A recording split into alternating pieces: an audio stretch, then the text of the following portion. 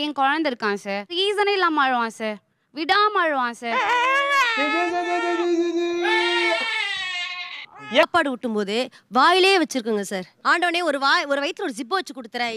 திங்க வேண்டியது தூங்க வேண்டியது. ஒரு ஜிப்பு மட்டும் இருந்துச்சுன்னா தரதன் திறந்து ஜூஸ் பால் என்ன குடிச்சிட்டு மூடிட்டு நிம்மதியா படுத்து தூங்கிக்கலாம். இவனை 10 மாசம் சுமந்து கஷ்டப்பட்டு பெத்த இந்த வயித்தை பிறண்டைய கொண்டே அடிச்சுக்கணும்.